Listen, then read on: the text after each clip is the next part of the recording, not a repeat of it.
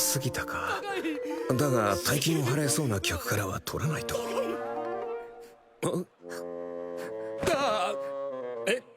猫、人間？あ、何やってんだミャレ。What an absolute joy. So we just got done watching the daily life of a middle-aged online shopper in another world. Again, there's just this competition out there in Japan for how long can we make our anime name, our manga name. How long can we make the name? And this is up there with the best of them this year so far. But just what an adorably entertaining show. Now, here's the thing. I know this is not going to be for everybody. I have already made peace with episode 1, knowing that this guy's going to come in. By the end of episode 1, he already got noticed by some of the merchant guild or some of the merchant service people or the big time merchant people in this world because of his clothespins. His clothespins. So we already know he got noticed there. So he's going to enter some kind of relationship with the merchant or merchant guild merchant or like this big name company over there. That's probably going to introduce some kind of, not turmoil, but some kind of risk in his factor because like, oh, where does all this stuff come from exactly? He'll probably end up needing to figure out how to replicate some of these items in this world with not having to use his Shangri-La online thing. Because if you use that 100% of the time, you begin to get noticed like, okay, well, we don't see you coming and going. Where does this stuff come from? So you just assume that those are the kind of things that are going to need to happen. It also seems to be a anime with a lot of relationships. So he's going to begin establishing relationships. You know, this episode, he established one with the merchant guy who found him and got him, brought him on the cart. He established one with his neighbor at the merchant, the merchant neighbor that he had when he set up a stall.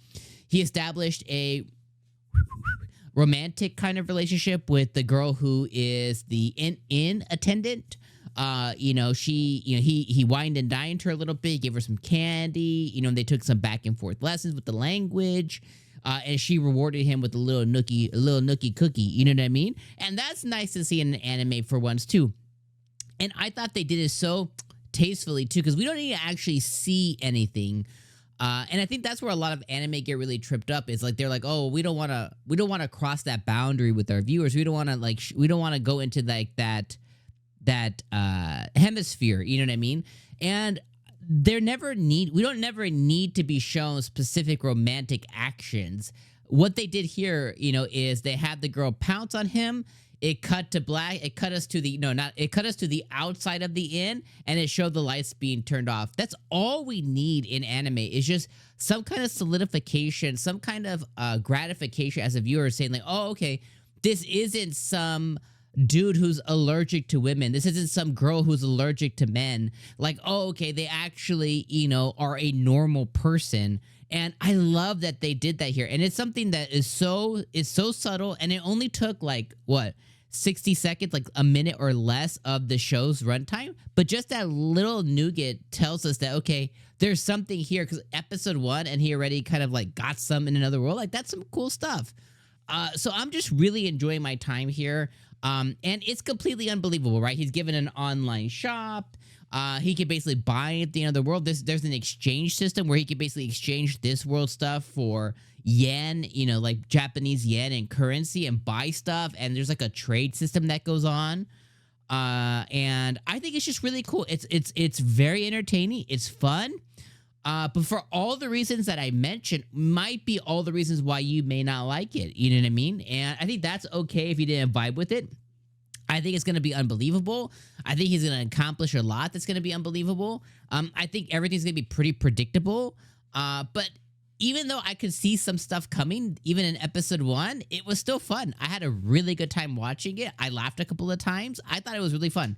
Now, there is 2 annoyances that I have with this show, and I already got over them. I'm going to get over them pretty quick.